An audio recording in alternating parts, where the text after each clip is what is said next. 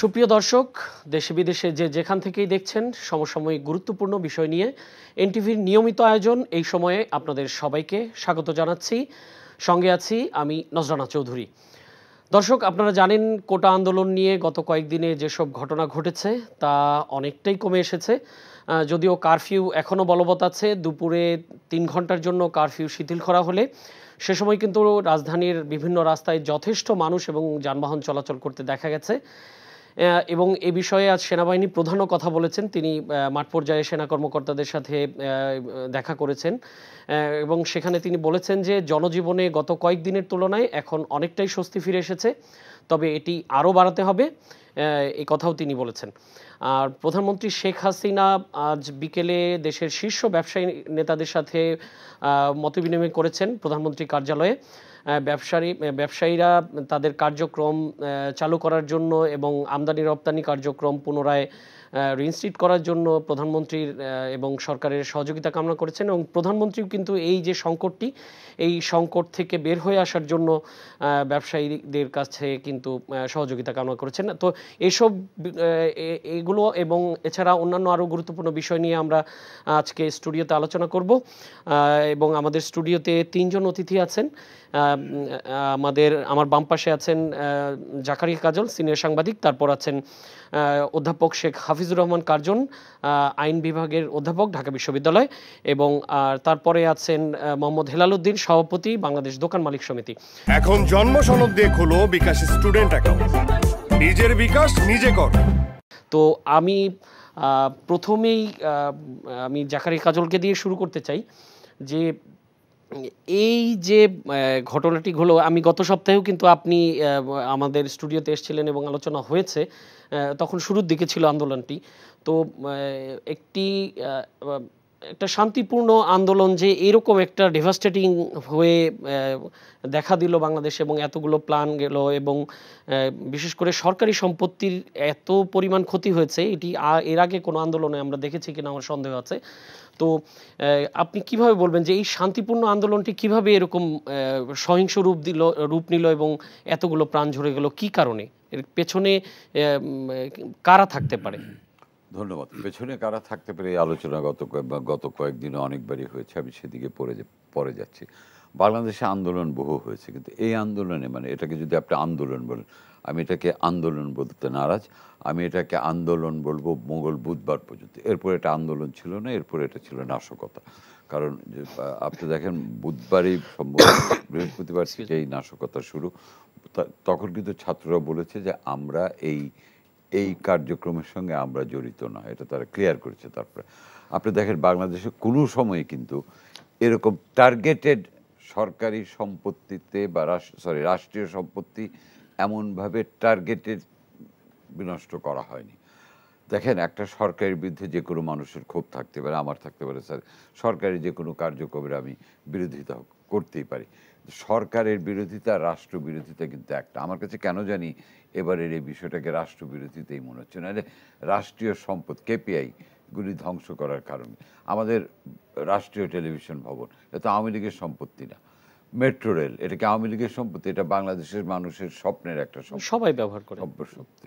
এগুলি যারা বিনষ্ট করার চেষ্টা করে, আমার কাছে কেন জানি মনে হচ্ছে এটা সরকার বিরোধের চেয়ে বাংলাদেশের রাষ্ট্রের প্রতি, রাষ্ট্রকে যারা অকার্যকর করতে চায়, এটা বোধহয় তাদের উদ্যোগ।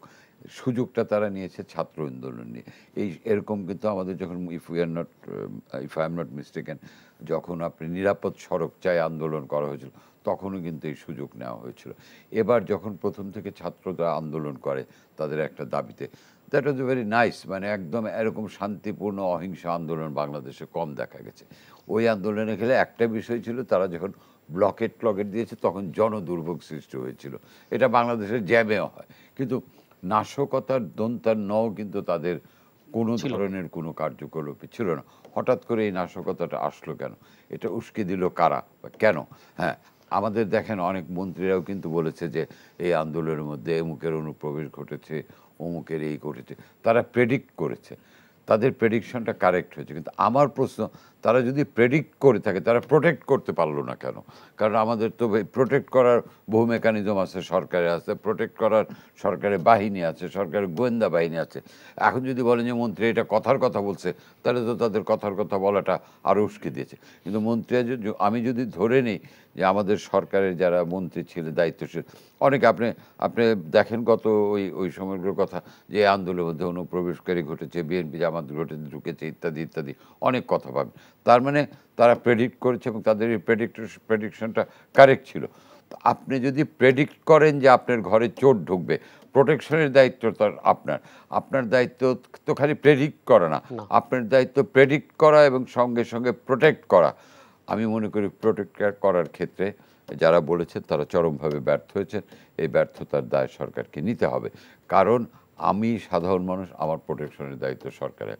সরকার যেটা করেছে বিলম্বিত পদক্ষেপ, হয়তো এখন পরিস্থিতি স্বাভাবিক, সরকার প্রোটেক্ট করার ক্ষেত্রে এখন সফল হয়েছে, যেটা আমরা আগে চাইতাম।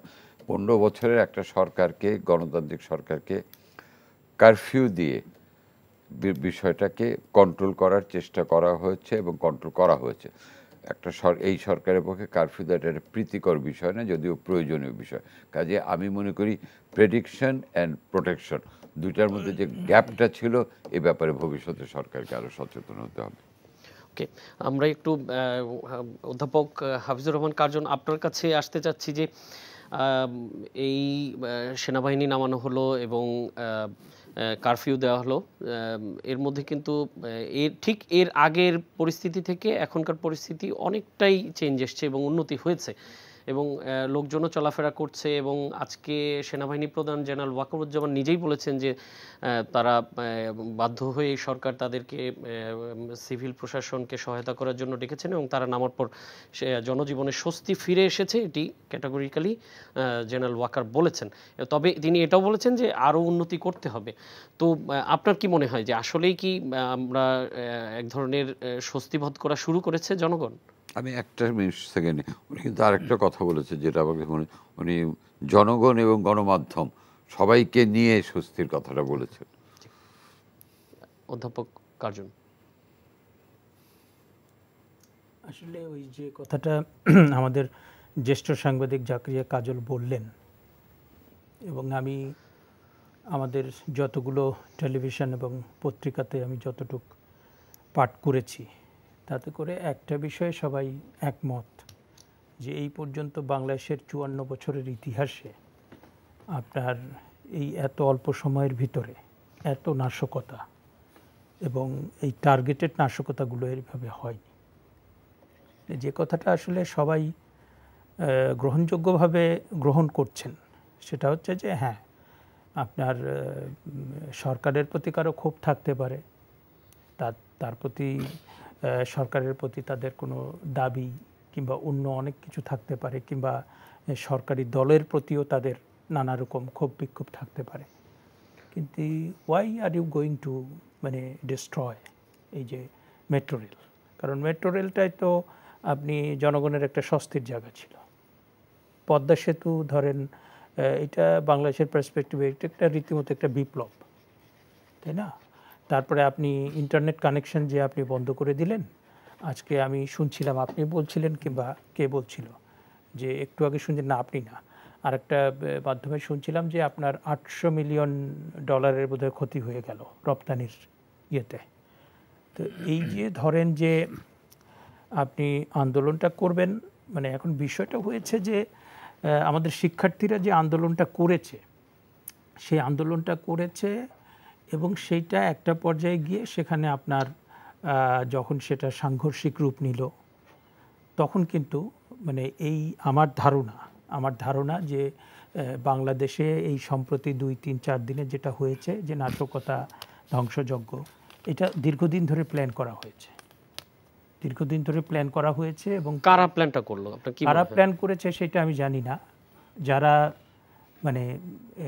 বাংলাদেশটাকে অকার্যকর করতে চায়, হ্যাঁ, এবং যারা একটা সুযোগের অপেক্ষায় ছিল,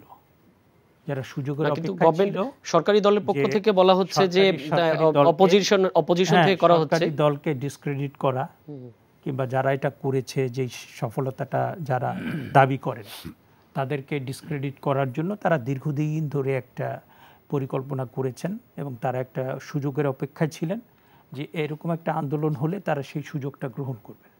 এবং সেটা যখনই হয়েছে, যখনই পরিস্থিতি আসলে ডেটোরিয়েট করেছে, তখনই কিন্তু তারা একদম ঝাঁপিয়ে পড়েছেন। এবং আপনি দেখেন যে আমরা কোন পর্যায়ে, কারণ আমরা কিন্তু একদিন দুই দিন অনেক খবরও পাচ্ছিলাম না, ইন্টারনেট বন্ধ হয়ে গেল। যে আপনি কোনো জায়গায়, যে আমি পরে দেখেছি যে মেট্রো রেলের দুটো স্টেশনে যে আগুন লাগিয়ে দিয়েছে ওই উপর থেকে দেখা যাচ্ছে। আবার কোথাও যে পুলিশ ঘেরাও হয়ে গেছে, তারপর কোথাও সংঘর্ষ চলছে, এই পক্ষ ওই পক্ষ, এবং কেউ কারো খবর জানে না। হ্যাঁ, কোথায় কি নাশকতা হচ্ছে, একই সাথে 50টা জায়গাতে নাশকতা হচ্ছে, হ্যাঁ, একই জায়গাতে 50টা 100টা জায়গাতে যুদ্ধ হচ্ছে। তো এইটা ধরেন যে খুব পরিকল্পিতভাবে না হলে, এবং যে সমস্ত যে মাত্রায় সে ধ্বংস করা হয়েছে, তাতে করে মেট্রো রেল, যেটা আমরা ইনফরমেশন পেলাম, 1 বছরেও চালু করা সম্ভব হবে কিনা, যে 2টা স্টেশন করা হয়েছে। এবং আমার কাছে যেটা মনে হয় যে এই আলোচনাটা আমি খুব একটা শুনিনি, যেটা আমার কাছে মনে হয় যে সময়টাতে এই ঘটনাগুলো ঘটলো, সেই সময়টাতে কিন্তু আপনার মাননীয় প্রধানমন্ত্রী চীন সফরে গেলেন, মানে ভারত সফর থেকে এসে চীন সফরে গেলেন। এবং ওই সময় কিন্তু পাবলিক বিশ্ববিদ্যালয়ের শিক্ষকদের একটা আন্দোলন চলমান ছিল।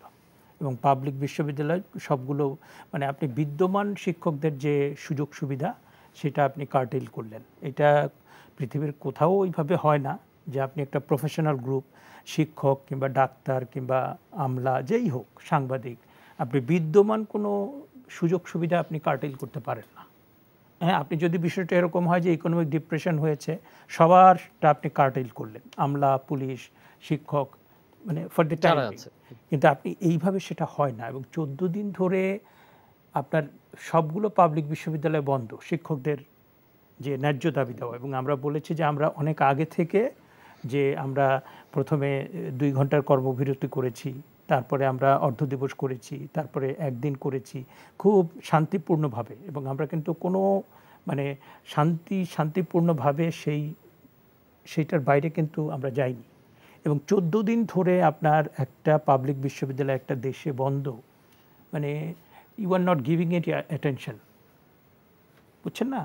এবং আমার কাছে যেটা মনে হয় যে মুক্তিযুদ্ধের পক্ষের সরকারকে ডিস্টেবিলাইজ করার জন্য এই ব্যুরোক্রেসির ভেতরে, আমরা কিন্তু আমাদের ওই সভা থেকে বলা হয়েছে, আমরা কিন্তু বারবার সাবধান করেছি। আমাদের শিক্ষক সমিতির সম্মানিত সাধারণ সম্পাদক ডক্টর জিনাত হুদা কয়েকদিন বক্তৃতায় বলেছেন যে ব্যুরোক্রেসির ভিতরে, এখন ধরেন যে একজন শিক্ষক হিসেবে, গবেষক হিসেবে আমি কখনো মনে করি না যে আমলা আমার প্রতিপক্ষ, ডাক্তার আমার প্রতিপক্ষ, কিংবা সাংবাদিক আমার প্রতিপক্ষ।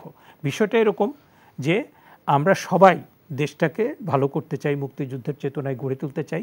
কিন্তু আমার কাছে মনে হয় যে একটা বিষয়, যে এই ডিসিশন মেকিং প্রক্রিয়ায় কিছু লোক আছে, তারা ইচ্ছাকৃতভাবে এই দেশটাকে ডিস্টেবিলাইজ করার জন্য, কারণ এই পরিস্থিতিটা কিন্তু আপনার শিক্ষার্থীরা আন্দোলন শুরু করার আগে থেকেই কিন্তু শিক্ষকদের ন্যায্য আন্দোলনটা চলছিল।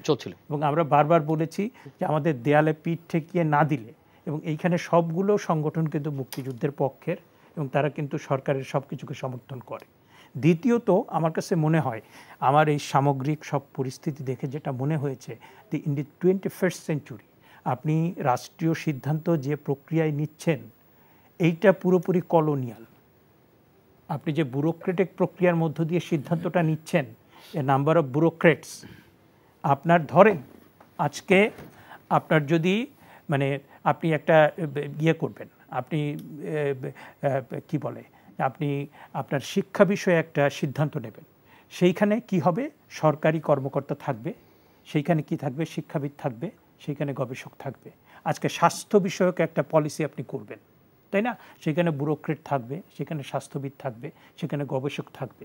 সারা পৃথিবীতে এখন ডিসিশন মেকিংয়ের যে প্রক্রিয়া, শিক্ষা হোক, স্বাস্থ্য হোক, যোগাযোগ হোক, কিংবা সোশ্যাল কোনো পলিসি হোক, হ্যাঁ, আপনার সোশ্যাল জাস্টিস কিংবা সোশ্যাল সেফটি নেট কি পলিসি হবে, সেইখানে কিন্তু ব্যুরোক্রেটের বাইরে, যেমন ধরেন যে আমাদের এখানে যে 2016 সালে হলি আর্টিজানের যে ঘটনাটা হয়েছিল, ওইটার পরে কিন্তু আমার পুলিশ, আমার র্যাব, তারা কিন্তু খুব সাকসেসফুলি সেটাকে এলিমিনেট করেছে। কিন্তু এখন আবার তারা সেখানে সেই জায়গাটা থেকে, কারণ তাৎক্ষণিকভাবে military solution of the extremism সেটা ঠিক আছে, কিন্তু এখন আপনাকে যেটা করতে হবে সেটা হচ্ছে rehabilitation of the extremist.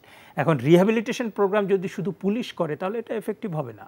Rehabilitation প্রোগ্রামের জন্য আপনার বসতে হবে police, criminologist, sociologist, psychologist, social welfare কর্মকর্তা, তাদের সবাইকে নিয়ে, ইভেন আপনার ধর্মীয় নেতা, হ্যাঁ, নৈতিক নেতা, তাদের সবাইকে নিয়ে বসে আপনার কিন্তু সেই জিনিসটা করতে হবে। সুতরাং আপনি যদি সব কিছু, এই যে কোটার বিষয়টা 2018 সালের বিষয়, কিন্তু স্যার আমি একটু আপনার কাছ থেকে সময় নিই, আমি একটু পরে আসছি। আমি এখন একটু মোহাম্মদ হেলাল উদ্দিনের কাছে যেতে চাই, সভাপতি বাংলাদেশ দোকান মালিক সমিতি। আপনি তো আজকে প্রধানমন্ত্রীর সাথে যে ব্যবসায়ীদের মতবিনিময় ছিল সেখানে আপনি ছিলেন, এটা আমরা জানি। এবং আমি খুব সংক্ষেপে জানতে চাচ্ছি যে প্রধানমন্ত্রী যে ব্যবসায়ীদের কাছে সহযোগিতা চাইলেন এই সিচুয়েশনে, তো এখন যেই সিচুয়েশনটা চলছে, তো সেইখানে প্রথমেই যাদের সাথে প্রধানমন্ত্রী বৈঠক করলেন গভর্নমেন্ট মেকানিজমের বাইরে গিয়ে, সেটি হলো ব্যবসায়ীদের সাথে। তো এটা আসলে আপনার কি মনে হয় যে প্রধানমন্ত্রী কেন প্রথমেই ব্যবসায়ীদের সাথে বৈঠকটি করলেন, এবং সরকারের পক্ষ থেকে আপনাদের কাছ থেকে সহযোগিতা কামনা করা হয়েছে, কি রকম সহযোগিতা প্রধানমন্ত্রী কামনা করেছেন একটু যদি বলেন। ধন্যবাদ সংক্ষেপে। নজরুল চৌধুরী সাহেব, আপনাকে আপনি যদি এভাবে খেয়াল করেন যে আজকে মাননীয় প্রধানমন্ত্রী মানে এই এত বড় ঘটনার পরে আমাদেরকে নিয়ে বসলেন কেন?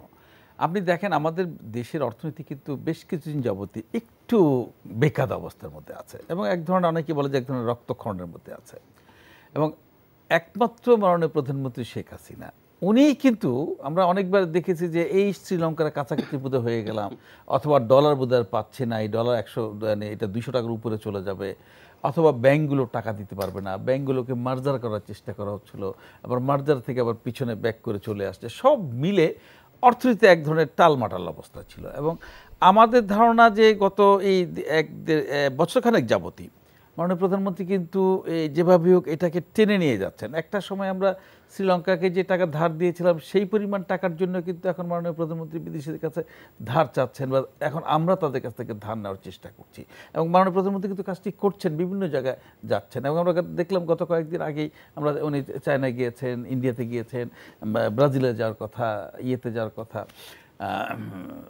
তো এই যে উনি যে বিভিন্নভাবে চেষ্টা করছেন, তো আমাদের কাছে মনে হচ্ছে যে একমাত্র প্রধানমন্ত্রী পারেন। আমরা যে কথা আজকে বলেছি যে উনি হচ্ছে ক্রাইসিস ম্যানেজমেন্টের একটা নেত্রী।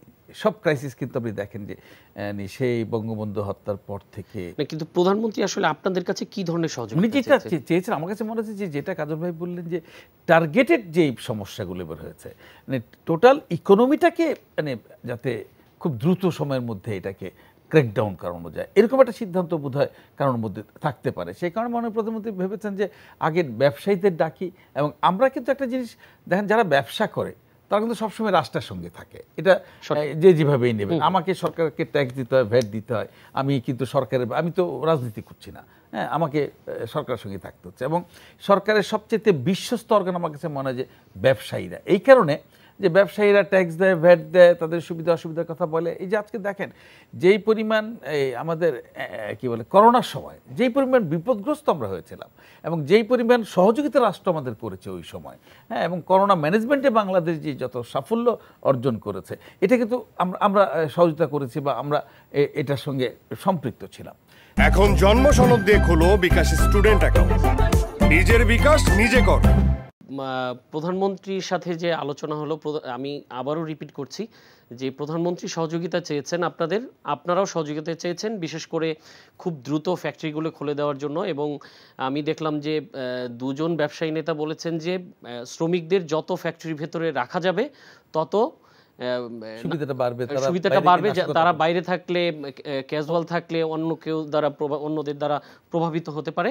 আরেকটি বিষয় ব্যবসায়ীদের পক্ষ থেকে বলা হয়েছে যে ঢাকা চিটাগং মহাসড়কটা ক্লিয়ার রাখার জন্য, এবং সবচেয়ে ইম্পর্টেন্ট আমার কাছে মনে হয়েছে বা বেশি দাবি ছিল যে ইন্টারনেটটা কোনো সীমিত পরিসরে হলেও চালু করা, যেহেতু আপনাদের বৈদেশিক বাণিজ্যে সমস্যা হচ্ছে। তো এরকম কোনো আশ্বাস কি পেয়েছেন যে আসলে কবে চালু হতে পারে ফ্যাক্টরিগুলো? ফ্যাক্টরিগুলো আজকে ওনারা বোধহয় পরে আবার রাষ্ট্রমন্ত্রী মহোদয়কে গিয়েছেন, ওনারা চেষ্টা করছেন ওনার সঙ্গে কথা বলে খোলার জন্য। মাননীয় প্রধানমন্ত্রী কিন্তু একটি কথা বলেছেন যে যদি আপনারা খুলতে চান খুলে ফেলেন, কিন্তু নিরাপত্তার দায়িত্বটা আপনাদের নিজেদের নিতে হবে। এখন প্রবলেম হচ্ছে কি, এইটা উনি কিন্তু আজকে আলোচনায় উনি বলেছেন যে আমি যখন জানলাম যে এখন গার্মেন্টসে আগুন দেওয়ার সিদ্ধান্ত নিয়েছে ওরা, তখন আমি তাড়াতাড়ি ওদের বলেছি তোমরা গার্মেন্টসগুলো বন্ধ করো, না গার্মেন্টসেরও আগুন দেওয়া শুরু করবে। এই যে তাৎক্ষণিক ওনার যে ইন্টারভেনশন এবং তাৎক্ষণিক যে ওনার যে বুদ্ধিটা যে না এগুলো বন্ধ রাখো, এবং উনি কিন্তু এখনও চাচ্ছেন যে না ঠিক আছে আমি একটু পরিস্থিতিটা সামাল দিয়ে তারপরে খোলার ব্যবস্থা করি। এই যে সেনাবাহিনী নামিয়ে দেওয়া, এটা তো আমাদের কারো চিন্তাই ছিল না যে বিডিআর পর্যন্ত বিডিআর পর্যন্ত আমরা মনে করছি যে না ঠিক আছে দেশের খুবই খারাপ অবস্থা থাকলে হ্যাঁ বিজেপি বা আমরা যেটা বিডিআর বলি তাদেরকে নামানো হয়েছে। এরপর সেনাবাহিনী নেমে গেছে, কারফিউ দেওয়া হয়েছে। এইটা স্বাধীনতার পরে আমরা সেনা সমর্থিত বা সেনাবাহিনীর যারা সামরিক শাসনের সময় তখন আমরা দেখেছি কারফিউ, কিন্তু একটা সিভিল গভর্নমেন্ট একটা গণতান্ত্রিক সরকারের সময় কারফিউ দেওয়া এবং এত দ্রুততম সময়ের মধ্যে, এইটা আমার মনে হয় মাননীয় প্রধানমন্ত্রী পেরেছেন, আর কেউ পারবেন করে আমি জানি না। তো সেই ক্ষেত্রে আমার মনে হয় যে উনি আরেকটু স্থিতিশীলতা করে স্থিতিশীল করে পরিবেশটাকে উনি হয়তো বা খুলে দেবেন। আমরা যে কথাটা বলেছি যে ঠিক আছে আপনি ধরেন আজকে এক ব্যবসায়ী বলেছেন যে দেখেন আমরা আল্লাহর রহমত এমন জায়গায় এসেছি যে আমরা 1 মাস 1.5 মাস যদি আমরা ব্যবসা বাণিজ্য নাও করি তবুও আমরা কিন্তু খেয়ে পরে বেঁচে থাকবো। কিন্তু আমার যে 2 কোটি ক্ষুদ্র ব্যবসায়ী যারা একেবারে হকার, শ্রমিকরাও তো আছে, 2 কোটি মানুষ, কিন্তু 2 কোটি পরিবার, তাদের কিন্তু সারাদিনের বিক্রির পরিমাণ হচ্ছে 2 থেকে 2.5 হাজার টাকা, আর লাভের পরিমাণ হচ্ছে 5 থেকে 700 টাকা। এই দিয়ে তার কিন্তু প্রতিদিন তাকে চলতে হয়। এই যে আজকে 7 দিন যাবৎ বন্ধ, এরা চলছে কিভাবে? এদের আজকে যারা এই যে সর্বোচ্চ বিদ্যাপীঠের ছাত্ররা যে আন্দোলন করছে, তারা তো আগামী 10 বছর পরে ওরা সচিব হবে, ওরা মন্ত্রী হবে, ওরা দেশ চালাবে। অতএব তাদের তো বিষয়গুলো খেয়াল রাখতে হবে যে এখন বা কেউ ব্যবসায়ী হবে, কেউ ব্যবসায়ী হবে। হ্যাঁ, এবং সেই ক্ষেত্রে আমরা যে কথাটা বারবার বলেছি যে যেহেতু সুপ্রিম কোর্ট, সরকার এবং যারা কোটা আন্দোলনকারী তাদের যে উকিল ছিল সবাই মিলে কিন্তু, এবং বিএনপির যারা উকিল ছিলেন সবাই মিলে কিন্তু তারা সর্বসম্মতভাবে এত সুন্দর সিদ্ধান্ত অতীতে আমরা কখনো দেখি নাই। আমরা দেখেছি কোনো সিদ্ধান্ত আসলেই কিন্তু তার পক্ষ বিপক্ষ হয়েছে। তো সেই ক্ষেত্রে আমার মনে হয় মাননীয় প্রধানমন্ত্রী খুব দ্রুততর সময়ের মধ্যে এদের সঙ্গে আলোচনা করে হ্যাঁ যদি একটা সিদ্ধান্ত নেওয়া যায় যে না আমরা তাদের ইয়েটা হয়েছে, তাদের দাবিটা পূরণ হয়েছে, আরও কিছু দাবি তাদের আছে, শুধু একটি দাবি না, কিন্তু এর মধ্যে গত এই 7-8 দিনে আরও 5-7টা দাবি ওনারা করেছেন। সেগুলো তো চাইলেই যে তাৎক্ষণিকভাবে করতে পারবেন তা না, বিচার চেয়েছেন, বিচারের জন্য প্রক্রিয়া আছে। ইন্টারনেট চালু করার বিষয়ে কি ইন্টারনেট চালু করার ব্যাপারে মাননীয় প্রধানমন্ত্রী বলেছেন যথাসম্ভব উনি আজকে রাতেই চেষ্টা করবেন ইন্টারনেট চালু করার জন্য, না হয় আগামীকালকে মধ্যে উনি ইন্টারনেট চালু করবেন। একজন ব্যবসায়ী নেতা দেখলাম, আমি আসছি কাজল ভাই, একজন ব্যবসায়ী নেতা বিশেষ করে এমসিসিআইর সাবেক সভাপতি বোধহয় সৈয়দ নাসিম মঞ্জুর, উনি গোয়েন্দা ব্যর্থতার কথা বলেছেন, যে এই যে নাশকতাগুলো হলো যে গোয়েন্দা ব্যর্থতার কথা বলেছেন। তো এই বিষয়ে কি সরকারের পক্ষ থেকে আপনাদের কি কোনো ব্রিফিং দেওয়া হয়েছে?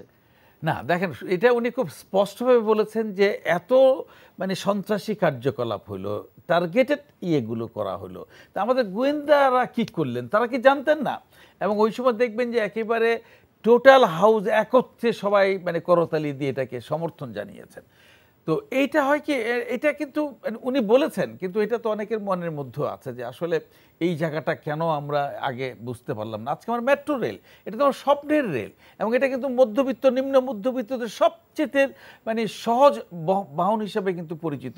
এখন সে উত্তরা থেকে চাইলে সে মতিঝিল চলে আসতে পারে খুব অল্প টাকা। সরকারি সম্পত্তি যেগুলো টার্গেট করা হয়েছিল বেশিরভাগই আসলে সার্ভিস ওরিয়েন্টেড প্রতিষ্ঠান, বিআরটিএ, মেট্রো রেল, তারপরে আমাদের সেতু ভবন, কি বলে সিটি কর্পোরেশনের ময়লার গাড়িগুলো, এইগুলো সিটি কর্পোরেশনের মিরপুর ডিপোর পুরো গাড়িগুলো, ময়লার গাড়িগুলো পুরো, এইগুলো তো আসলে সাধারণ মানুষের মাথায় কিন্তু ঢুকবে। ইভেন ইনডোর স্টেডিয়ামে আগুন দেওয়া হয়েছে, আগুন দেওয়া হয়েছে। তো সেই ক্ষেত্রে আমরা আজকে যে আলোচনা করেছি মাননীয় প্রধানমন্ত্রী এগুলো সবগুলো খুবই মনোযোগ দিয়ে শুনেছেন। উনি একটা কথা কিন্তু বলেছেন যে দেখেন আমি যে কদিন দায়িত্বে আছি বা ক্ষমতায় আছি, আমরা কিন্তু দেখি নাই কে কোন দল করে। হ্যাঁ, আমরা কিন্তু চিনি তাদেরকে কে কোন দল করে, তারপর তাদের ব্যবসায় আমরা কিন্তু কোনো রকম হাত দিই নাই বা ক্ষতি করার চেষ্টা করি নাই, অতএব আমরা ব্যবসা বান্ধব সরকার, এটা উনি কিন্তু বলেছেন সবার সামনে। এবং আমাদের অনেক ব্যবসায়ীরা বলেছেন যে ওনারা মানে সবসময় প্রধানমন্ত্রীকে একটা পয়েন্ট প্রধানমন্ত্রী আপনি মনে করিয়ে দিয়ে ভালো করেছেন। প্রধানমন্ত্রী কিন্তু তার বক্তব্যে বলেছেন যে এই যে আপনি যেটি বলছিলেন যে কে কোন দল করে ব্যবসায়ীদের মধ্যে, এটি উনি জানেন, উনি বর্ষিয়ান রাজনীতিবিদ, উনি জানেন। এবং এই নাশকতায় যে পরিমাণ টাকা ইনভেস্ট হয়েছে সেটি নিশ্চয়ই কেউ না কেউ ইনভেস্ট করেছে, কেউ না কেউ দিয়েছে। তো উনি কি এটি ইঙ্গিত করেছেন যে যারা বিএনপি দলীয় বা অন্য কোনো দলের ব্যবসায়ী ওই মনোভাবাপন্ন তারা এখানে টাকা দিয়েছেন, এরকম কি কোনো ইঙ্গিত উনি দিয়েছেন কিন্তু নাকি? স্পষ্ট করে কোনো দলের নাম বলেনি। উনি বলেছেন যে কারা কারা এগুলো করেছে এগুলো আমাদের কাছে আছে, আমরা জানি কারা করেছে, তাদের বিরুদ্ধে আমরা কঠোর ব্যবস্থা গ্রহণ করব। আমরা 2013-14তে ঘটনা ঘটেছে, তখন আমরা কিন্তু একটু সফট ছিলাম, হ্যাঁ, আমরা চেষ্টা করছি ঠিক আছে এটা রাজনৈতিকভাবে মোকাবেলা করা যায়, কিন্তু এবার একটা আমি আর সেভাবে মোকাবেলা করবো না। তো এই জিনিসগুলো উনি কিন্তু বলেছেন। ধন্যবাদ মোহাম্মদ হেলালুদ্দিন। আমরা একটু জাকেরিয়া কাজলের কাছে জানতে চাই যে আবার প্রধানমন্ত্রীর বক্তব্যে আসি। প্রধানমন্ত্রী কিন্তু অভিযোগ করেছেন একেবারে সুস্পষ্টভাবে বিএনপি এবং জামাত শিবির একসাথে এই সহিংসতার ঘটনা ঘটিয়েছে এবং যে সমস্ত খুন খারাপি হয়েছে এগুলো ঘটিয়েছে বিএনপি, জামাত, শিবির, এই তিনটি সংগঠনের কথা উনি বলেছেন। আপনার কি মনে হয় যে এরা কি আসলেই এর সাথে জড়িত ছিল? আমি প্রথম যেটা বলিনি যে আপনি প্রথম যে প্রশ্নটা হেলাল ভাই করছিলেন যে প্রধানমন্ত্রী কেন ব্যবসায়ীদের সঙ্গে আগে বসছে, এটা কিন্তু ওনাদের উপস্থাপক প্রথমেই বলে দিয়েছেন যে বেসরকারি খাত হলো বাংলাদেশের এখন প্রধান চালিকা শক্তি, কাজে তাদের সঙ্গে প্রধানমন্ত্রী বসছে, নাম্বার ওয়ান। আর গার্মেন্টসের যেটা বললেন আপনাকে আমি বলছি, কালকে চট্টগ্রামের গার্মেন্টস কারখানাগুলি চট্টগ্রাম অঞ্চলের গার্মেন্টস কারখানা খুলছে। আর ইন্টারনেটের কথা যেটা বলছেন, আজকে রাতে আপনি যাতে মেল করতে পারেন এবং ফিনান্সিয়াল অ্যাপস যেগুলো এটা খুলে যাচ্ছে, কাজে আপনার ওই প্রশ্নের জবাব হলো এটা। আর একটা সত্য কথা বলেছেন, ব্যবসায়ীরা সরকারের সঙ্গেই থাকে। দুঃখিত মানে আমার জন্য কথাটা সত্য। এবং আরও এগিয়ে আমি বলতে চাই, ব্যবসায়ীরা ক্রমশ সরকার হয়ে যাচ্ছে। কারণ এই পার্লামেন্টের যদি আপনি দেখেন, পার্লামেন্টের এমপিদের কত % ব্যবসায়ী, সেই খবরটা নিয়ে।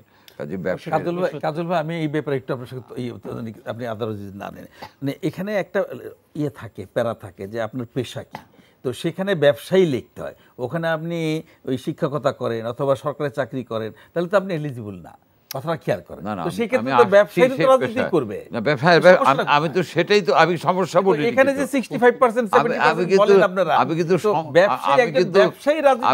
সমস্যা বলি, আমি বলছি ব্যবসায়ীরাও রাজনীতি মানে সরকারি চলে, আমি মানে রাজনীতির সাথে ওতপ্রোতভাবে জড়িত, আমি কিন্তু সমস্যা এটা বলি। আচ্ছা, এবার আসেন আপনি কোটার আন্দোলন। যদি কোটায় যেটা হয়েছিল, তাদের যে দাবি ছিল, আমি তো মনে করি তাদের প্রত্যাশার চেয়ে অনেক বেশি তারা পেয়ে গেছে।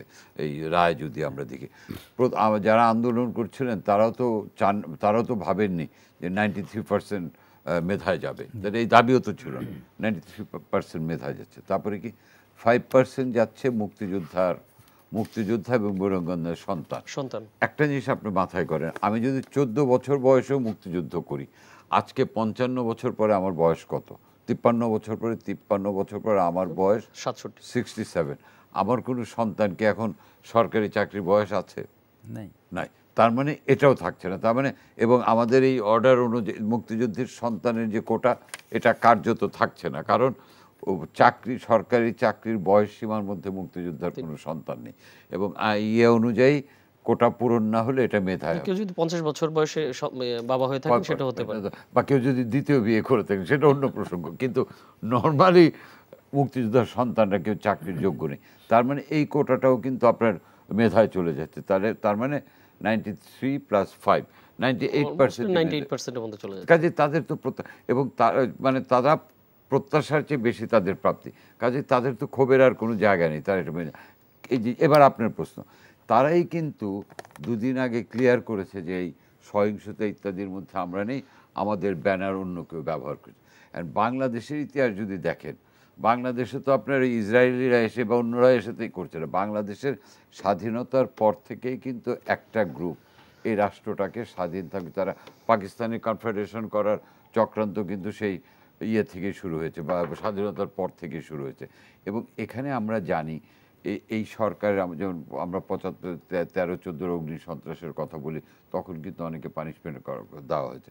আজকে আমাদের যেটা প্রধানমন্ত্রী সরাসরি যেটা বলেছে, আজকে বাংলাদেশটাকে এই সরকারের বিরোধিতা, রাষ্ট্রবিরোধিতা, কিন্তু এখন সরকার বিরোধিতা করতে গিয়ে তারা প্রত্যক্ষভাবে রাষ্ট্র এবং সরকার দুটোরই বিরোধিতা করছে।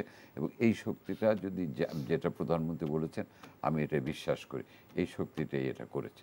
এই ব্যাপারে আমার কোনো সন্দেহ নেই। কারণ উনি কিন্তু উদাহরণও দিয়েছেন মাননীয় প্রধানমন্ত্রী, যে অনেক জেলায় খবর নিয়েছে, সব এসছে এবং দেখেন গ্রেফতারও করা হচ্ছে। এবং আমি খালি এখানে একটা দাবি করব, যে দেখেন এই যে এত হত্যাকাণ্ড, এত নাশকতা নিয়ে কিন্তু ছাত্রদের দাবি অনুযায়ী একটা তদন্ত কমিটি করা হয়েছে। নর্মালি বাংলাদেশে একটা ধারণা আছে, কোনো বিষয় নিয়ে তদন্ত কমিটি করা মানে জিনিসটাকে ফ্রিজ করে দেওয়া, মানে জিনিসটাকে ধামাচাপা দেওয়া। এটা কিন্তু মানুষ আপনি জিজ্ঞেস করেন, ও তদন্ত কমিটিতে বুঝছে এটা শেষ।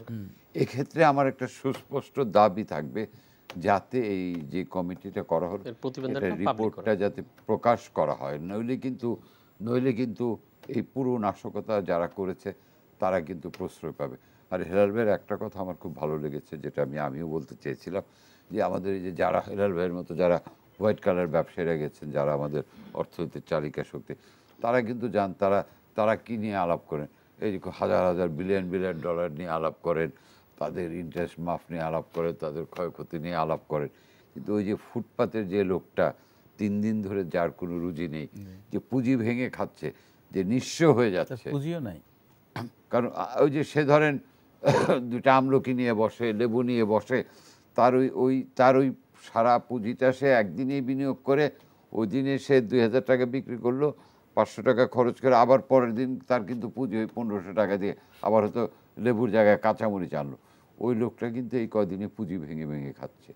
তাদের ব্যাপারটা বোধহয় হেলাল ভাই এবং তার মতো যারা বড় বড় ব্যবসায়িক নেতা আছে, সিরিয়াসলি এটা ভাবা উচিত। হেলাল ভাইকে আমি ধন্যবাদ দিই, এই প্রসঙ্গটা উনি তুলেছেন, কারণ এই সংখ্যাটা কিন্তু কম না। কাজল ভাই, আমরা একটু অধ্যাপক হাফিজুর রহমান কার্জন, আপনার কাছে আসছি। যে এই দেশের, প্রথমে আপনি প্রশ্নটাকে করেছিলাম, আবারও আসছি, যে আমাদের মধ্যে আমরা কি এক ধরনের স্বস্তিবোধ করার মতো অবস্থায় এসছি একটু হলেও? গত 2 দিন আগে যে অবস্থা ছিল, বিশেষ করে বৃহস্পতিবার, শুক্রবার এবং শনিবারও, কি মনে হয়? না, স্বস্তিবোধ করার অবস্থায় অবশ্যই এসছি। কারণ আপনি রায়টার পরে আমি যতগুলো পত্রিকা দেখলাম, এবং এখন তো সোশ্যাল মিডিয়া যেহেতু নেই, ইন্টারনেট নেই, সেহেতু টেলিভিশন দেখছি, আর মোটামুটি বেশ কয়েকটা পত্রিকা দেখেছি। তো পত্রিকাগুলোতে যেটা একটা ঐক্যমত হয়েছে, যে আপনার রায়ের পরে মোটামুটি সবাই কম বেশি তাদের যে স্যাটিসফ্যাকশন, তাদের যে সন্তোষ, সেটা প্রকাশ করেছেন। এবং গতকাল বিকেল থেকে পরিস্থিতি অনেক জায়গায় কিন্তু উন্নত হচ্ছে। হ্যাঁ, তো সেই অর্থে আমরা বলবো যে স্বস্তিটা মোটামুটি একটা শুরুটা হয়েছে। আবার ধরেন যে আজকে সেনাপ্রধান নিজে সরেজমিনে কয়েকটা জায়গায় তিনি গিয়েছেন, আবার পুলিশ প্রধান তিনিও কয়েকটা জায়গায় গিয়েছেন, সাংবাদিকদের সাথে কথা বলেছেন। তারা কিন্তু বলেছেন যে কয়েকটা দিন লাগবে। তার মানে অনেক ইনফরমেশন আমাদের কাছে নাই। হ্যাঁ, এবং তারা যেহেতু এটার দায়িত্বে, এবং আমি একটু ঢাকার বাইরে ছিলাম, গতকাল 3টার দিকে আমি এসেছি। তা আমি ধরেন যে যখন আসলাম, রাস্তার অনেক জায়গায় কিন্তু পুলিশ নাই। হ্যাঁ, ঢাকাতে এসে শুধু শ্যামলী মোড়ে আমি আর্মি দেখেছি। হ্যাঁ, তারপরে এদিকে এসে পুলিশ খুব একটা দেখিনি, শুধু ঢাকা বিশ্ববিদ্যালয়ে যখন ঢুকি তখন দেখেছি। হ্যাঁ, কারণ আমি আজকে ধরুন 3টা টেলিভিশনে গিয়েছি, একটা গুলশানে, ওখান থেকে গিয়েছি ইয়েতে টিভিতে, এখানে কোথাও আমি পুলিশ আর্মি তো নাই, পুলিশও দেখি নাই যে রাস্তায় পুলিশ আছে। ওকে, তো এখন আমার কাছে মনে হচ্ছে যে আসলে ওই যে সময়টাতে নাশকতা হয়েছে, সেই সময় কিন্তু আপনার পুলিশের সাথে যারা নাশকতাকারী, তাদের কিন্তু নানা জায়গাতে সংঘর্ষ হয়েছে, এবং সংঘর্ষ অনেক জায়গায় কিন্তু ব্যাপক মাত্রায় হয়েছে, এবং এতটা মাত্রায় হয়েছে যে 140 জন মানুষ 3 দিনের ভেতরে তাদের প্রাণ ঝরে গেল। এবং আপনার আজকে মাননীয় প্রধানমন্ত্রী বলেছেন যে কোথাও কোথাও পুলিশকে মেরে আপনার যাত্রাবাড়িতেই গাছের ঘটেছে, সাথে ঝুলিয়ে যাত্রাবাড়িতেই ঘটেছে। ছাত্রলীগকে মেরে গাছের সাথে ঝুলিয়ে রেখেছে। তাহলে পরে পুরো সিচুয়েশন বিশ্লেষণ করে কিন্তু আমরা চিত্রটাকে খুব মানে সন্তোষজনক বলতে মানে এই ধরনের আসলে দিকটা হয়েছে, জাতীয়ভাবে একটা পুরোপুরি ট্রমার মধ্যে ঢুকে গেছে আর কি, রাষ্ট্রটাকে ট্রমা থেকে বের হতে হবে। ডিসফাংশনাল হয়ে যায়। ডিসফাংশনাল বলবো না, একদম রাষ্ট্র যেন মানে কাজ করতে না পারে, কিংবা মানে এইটার ব্যবসা বাণিজ্য, শিক্ষা, প্রশাসনিক কর্মকাণ্ড সব কিছু বন্ধ হয়ে যায়। হ্যাঁ, সেরকম একটা টার্গেট করে। এবং আমার কাছে মনে হয় যে যেটা হয়েছে সেটা অতীতের কিছু ঘটনা পরম্পরা আমাদের খুব গভীরভাবে বিশ্লেষণ করতে হবে। যে গণজাগরণ মঞ্চের যে আন্দোলনটা হয়েছিল, তারপরে কোটা সংস্কারের আন্দোলন হয়েছিল, আপনার 2018 সালে নিরাপদ সড়কের আন্দোলন হয়েছিল, তারপরে এইটা হলো। এবং এই সবগুলো কিন্তু আপনার স্ট্রাকচার যে পলিটিক্যাল পার্টি তাদের দ্বারা না। হ্যাঁ, এবং এইটার আপনার ধরেন যে আমাদের একেবারেই ইয়াং জেনারেশন, এই যে ঘটনাটা হলো, এবং যারা নাশকতাকারী মানে তারা একদম প্ল্যান করে রেখেছে যে একটা when they will get the opportunity they will hit, এটা কিন্তু তারা করে রেখেছে। সুতরাং আপনার এইখানে কিন্তু আপনার ধরেন যে আপনার ইন্টারনেট ব্যবস্থা ফেল করলো, আপনার পুলিশ সিস্টেম 2-3 দিন পরে, কারণ অনেক জায়গায় পুলিশের সাথে যোগাযোগও ছিল না, আপনার থানা ঘেরাও করে পুলিশ ওখানে বসেছিল এবং চারপাশে লোকজন ছিল। হ্যাঁ, এখন বিষয়টা হচ্ছে যে এইটা আপনার ভবিষ্যতের যে আপনি রাষ্ট্র পরিচালনা এবং প্রত্যেকটা জায়গাতে আমার কাছে মনে হয় যে বঙ্গবন্ধু তিনি ঠিক যেভাবে মানুষের পালসটা বুঝতেন, কিংবা যেভাবে মানুষকে উনি হাঁটতেন, মানুষের সাথে কথা বলতেন, তাদের দাবি দেওয়া শুনতেন, এটা বোধহয় খুব দরকার। যে আপনার সমাজের ভিতরে যতগুলো সেগমেন্ট আছে, হ্যাঁ, আপনার রাষ্ট্রীয় কর্মকাণ্ডের সাথে যারা থাকে তারা তো আছেনই, আমলা, তারপরে পুলিশ, তারপর ব্যবসায়ী, অনেকের আছে যে সাংবাদিক, তাদের প্রাইম মিনিস্টার অফিসে অ্যাক্সেস আছে, অনেকের নাই। হ্যাঁ, এবং আপনি আমার কাছে যেটা মনে হয় যে এইটাকে শুধু কোটা সংস্কার আন্দোলন মানে তারা যেটা বলছে বৈষম্য বিরোধী ছাত্র আন্দোলন, আমার সাথে মনে হয় যে তাদের চোখের ভাষাটা আপনার পড়া দরকার, তারা যে স্লোগান দিয়েছে সেটাকে বিশ্লেষণ করা দরকার। এবং আপনার তারা কোন শ্রেণী পেশা থেকে এসছে, আপনি দেখেন যে প্রথমে পাবলিক ইউনিভার্সিটিতে ছিল, একটা সময় প্রাইভেট ইউনিভার্সিটি কলেজ থেকে তারা চলে এসছে। মানে এটার যে বিস্তৃতি এবং এটার যে ইনভলভমেন্ট, এটা middle class, lower middle class family, এই সমস্ত যদি আপনি অ্যানালিসিস করে মানে আপনি যদি এই ধরনের ঘটনা 1 বছর 2 বছর 3 বছর পর হতে থাকে, তাহলে কিন্তু আমরা যে অ্যাচিভমেন্টটা করব সেটা কিন্তু আবার পিছিয়ে যাব। ওকে, বারবারই এই ধরনের নাশকতা করার সুযোগগুলো নেবেন। আমার সুযোগ সন্ধানী ট্র্যাডিশনালি আপনি ব্যুরোক্রেটিক প্রক্রিয়াতে যে ডিসিশন মেক করেন, এবং কলোনিয়াল, আমাদের সব প্রতিষ্ঠান কলোনিয়াল, সেই জায়গা থেকে আপনাকে বেরোতে হবে। নাম্বার 2 হচ্ছে যে আপনাকে যেটা করতে হবে, এভরি সেগমেন্ট অফ সোসাইটি তাদের দাবি দেওয়া কোনটা কি আছে, হ্যাঁ, সব কিছুকে আপনার আমলে নিয়ে আপনাকে কিন্তু রাষ্ট্র পরিচালনা করতে হবে। এবং এটা বুঝতে হবে যে এটা মুক্তিযুদ্ধের বাংলাদেশ, বঙ্গবন্ধুই বাংলাদেশটা করেছেন। হ্যাঁ, এবং এইখানে আমাদের অনেক বড় বড় নজির আছে, তাজউদ্দিন আহমেদ। হ্যাঁ স্যার, আমি একটু জাকারিয়া কাজলের কাছে একটি বিষয় নিয়ে আসতে চাই। যে আমরা একটু আগে আলোচনায় শুনলাম, আপনারাই বললেন যে এই যে কোর্টের রায়টি হলো, এবং কোর্টে কিন্তু আওয়ামীপন্থী আইনজীবী, বিএনপিপন্থী আইনজীবী, সাবেক অ্যাটর্নি জেনারেল, বড় বড় আইনজীবী, ছাত্ররাও ছিল। তো সবার মতামতের ভিত্তিতেই কোর্ট সিদ্ধান্তটা দিল এবং সবাই খুব পজিটিভলি রেসপন্স করেছেন। কিন্তু কালকে বিকেলে দুপুরের পরে হয়তো বিএনপির পক্ষ থেকে আমরা এই রায়কে নিয়ে আসলে সেরকম কোনো মতামত ব্যক্ত করতে দেখিনি, বরং তারা আন্দোলন চালিয়ে যাওয়ার আহ্বান জানিয়েছেন শিক্ষার্থীদের। তো এবং আজকে আবার বিএনপির পক্ষ থেকে মির্জা ফখরুল ইসলাম আলমগীর, বিএনপি মহাসচিব, তিনি একটা স্টেটমেন্ট দিয়েছেন, কোটা আন্দোলনকে কেন্দ্র করে বিএনপি নেতাকর্মীদের হয়রানি করছে পুলিশ বা আইন শৃঙ্খলা রক্ষাকারী বাহিনী। তো আপনি কি বলবেন যে বিএনপির এখন এখানে ভূমিকাটা কেমন? এটা তো যে ঠাকুর ঘরে কেড়ে আমি কলা খাই না বলে আপনি এমন একটা সময় প্রসঙ্গটা আনলেন যখন অনেক মানে এই আলোচনাটা অনেক বিস্তৃতভাবে করা যায়। বিএনপি প্রথমে কোটা আন্দোলনকে সমর্থন দিয়েছে, তারপর আন্দোলন যখন মানে একটা যৌক্তিক পর্যায়ে আসছে তখন তার ছাত্রদল নেমে গেল। মির্জা ফখরুল সাহেব পরশুদিন একটা স্টেটমেন্ট দিলেন, দায় চাপালেন সরকারের ঘাড়ে নাশকতা।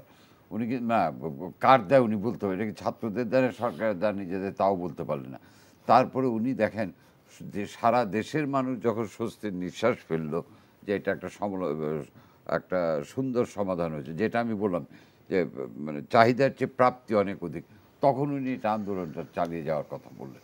আর এখন যখন সরকার পিন পয়েন্ট করে, মাননীয় প্রধানমন্ত্রী কিন্তু বলেছেন যে একেবারে জেনে শুনে ধরা হচ্ছে, তখন উনি এটাকে নিপীড়নের কথা, এটা রাজনৈতিক বক্তব্য মির্জা আব্বাসেরটা। কাজে আমি মনে করি উনার এই জাতীয় বক্তব্য এবং মুভমেন্টে প্রমাণিত হয় যে তার দল এটার মধ্যে ইনভলভ। এটা ক্রিস্টাল, আমার তো মনে উনি বুঝে না বুঝে বিষয়টা ক্রিস্টাল ক্লিয়ার করে দিয়েছে। ওকে, ধন্যবাদ আপনাদের। আমার হাতে সময় শেষ, আপনাদেরকে ধন্যবাদ জানাচ্ছি। প্রিয় দর্শক, এই ছিল আজকের এই সময়ের আয়োজন। দেশ জুড়ে কারফিউ চলছে। দর্শক, আপনি যদি কারফিউর আওতামুক্ত না হয়ে থাকেন, তবে কারফিউ শিথিল না করা হলে বের হবেন না, তাহলে কিন্তু আইনশৃঙ্খলা বাহিনীর জেরার মুখে পড়তে হতে পারে। আর যেখানেই থাকবেন সাবধানে থাকবেন, সতর্ক থাকবেন, কোনো ধরনের গুজবে কান দেবেন না। আপনাদের সুস্থতা কামনা করে বিদায় নিচ্ছি। শুভরাত্রি।